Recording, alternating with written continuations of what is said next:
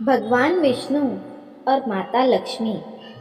एक बार भगवान विष्णु जी शेषनाग पर बैठे बैठे बोर हो गए और उन्होंने धरती पर घूमने का विचार मन में किया। वैसे भी कई साल बीत गए थे धरती पर आए और वह अपनी यात्रा की तैयारी में लग गए। स्वामी को तैयार होता देखकर लक्ष्मी माँ ने पूछा, आज सुबह सुबह कहाँ जाने की तैयारी हो रही है? विष्णु जी ने कहा, हे लक्ष्मी, मैं धरती लोक पर घूमने जा रहा हूँ। तो कुछ सोचकर लक्ष्मी माँ ने कहा, हे देव, क्या मैं भी आपके साथ चल सकती हूँ? भगवान विष्णु ने 2 पल सोचा, फिर कहा, एक शर्त पर तुम मेरे साथ चल सकती हो। तुम धरती पर पहुंचकर उत्तर दिशा की ओर बिल्कुल मत देखना। इसके साथ ही माता लक्ष्मी ने हाँ कह के अपनी बात मनवा ली और सुबह सुबह माँ लक्ष्मी और भगवान विष्णु धरती पर पहुंच गए। अभी सूर्य देवता निकल रहे थे। रात बरसात होकर हटी थी। चारों ओर हरियाली ही हरियाली थी।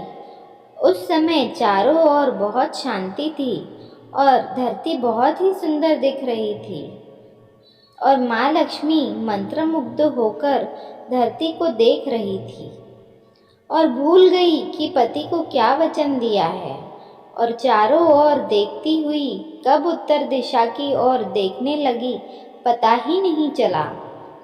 उत्तर दिशा में माँ लक्ष्मी को एक बहुत ही सुंदर बगीचा नजर आया और उस तरफ से भीनी भीनी खुशबू आ रही थी और बहुत ही सुंदर सुंदर फूल खिले थे।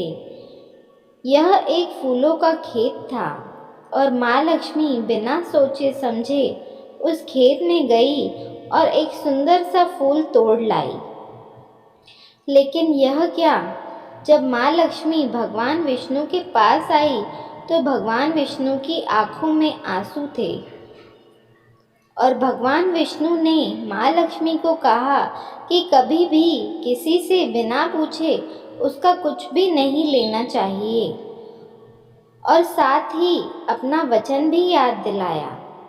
माँ लक्ष्मी को अपनी भूल का पता चला तो उन्होंने भगवान विष्णु से इस भूल की माफ़ी मांगी। तो भगवान विष्णु ने कहा कि जो तुमने भूल की है उसकी सज़ा तो तुम्हें ज़रूर मिलेगी। जिस माली के खेत से तुमने बिना पूछे फूल तोड़ा है, यह एक प्रकार की चोरी है। इसलिए अब तुम 3 साल तक माली के घर नौकर बनकर रहो। उसके बाद मैं तुम्हें वैकुंठ में बुलाऊंगा। माँ लक्ष्मी ने चुपचाप सर झुकाकर हाँ कर दी। आजकल की लक्ष्मी थोड़ी थी। और माँ लक्ष्मी एक गरीब औरत का रूप धारण करके उस खेत के मालिक के घर गई। घर क्या, एक झोपड़ा था और मालिक का नाम माधव था। माधव की बीवी, 2 बेटे और 3 बेटियां थीं। सभी उस छोटे से खेत में काम करके किसी तरह से गुजारा करते थे। माँ लक्ष्मी जब एक साधारण और गरीब औरत बनकर जब माधव के झोपड़े पर गई तो माधव ने पूछा, बहन तुम कौन हो और इस समय तुम्हें क्या चाहिए?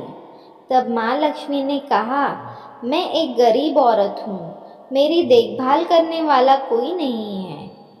मैं कई दिनों से खाना भी नहीं खाया है। मुझे कोई भी काम दे दो, साथ में मैं तुम्हारे घर का काम भी कर दिया करूँगी। बस मुझे अपने घर में एक कोने में आसरा दे दो। माधव बहुत ही अच्छे दिल का मालिक था। उसे दया आ गई, लेकिन उसने कहा, बहन मैं तो बहुत ही गरीब हूँ। मेरी कमाई से मेरे घर का खर्चा मुश्किल से चलता है। लेकिन अगर तुम मेरी 3 की जगह 4 बेटियां होती तो भी गुजारा करना था। अगर तुम मेरी बेटी बनकर जैसे रूखा सूखा हम खाते हैं उसमें खुश रह सकती हो तो बेटी अंदर आ जाओ। माधव ने माँ लक्ष्मी को अपने झोपड़े में शरण दे दी और माँ लक्ष्मी 3 साल उस माधव के घर पर नौकरानी बनकर रही। जिस दिन माँ लक्ष्मी माधव के घर आई थी, उससे दूसरे दिन ही माधव को फूलों से इतनी आमदनी हुई कि शाम को ही गाय खरीद ली। फिर धीरे धीरे माधव ने काफ़ी ज़मीन खरीद ली और सब ने अच्छे अच्छे कपड़े भी बनवा लिए और फिर एक बड़ा पक्का घर भी बनवा लिया। बेटी और बीवी ने गहने भी बनवा लिए और अब मकान भी बहुत बड़ा बनवा लिया था। माधव हमेशा सोचता था कि मुझे यह सब इस महिला के आने के बाद मिला है। इस बेटी के रूप में मेरी किस्मत आ गई है। और अब 2-4 साल बीत गए थे, लेकिन माँ लक्ष्मी अब भी घर में और खेत में काम करती थी। एक दिन माधव जब अपने खेतों से काम खत्म करके घर आया, तो उसने अपने घर के सामने द्वार पर एक देवी स्वरूप गहनों से लदी एक औरत को देखा। ध्यान से देखकर पहचान गया और अरे, यह तो मेरी मुँह बोली चौथी बेटी यानी वही औरत है, और पहचान गया कि यह तो माँ लक्ष्मी है। अब तक माधव का पूरा परिवार बाहर आ गया था और सब हैरान होकर माँ लक्ष्मी को देख रहे थे। माधव बोला, हे माँ, हमें माफ़ कर, हमने तेरे से अनजाने में ही घर और खेत में काम करवाया है। माँ, यह कैसा अपराध हो गया। हे माँ, हम सबको माफ़ कर दे। अब माँ लक्ष्मी मुस्कुराई और बोली, हे माधव, तुम बहुत ही अच्छे और दयालु व्यक्ति हो। तुमने मुझे अपनी बेटी की तरह रखा, अपने परिवार के सदस्य की तरह रखा।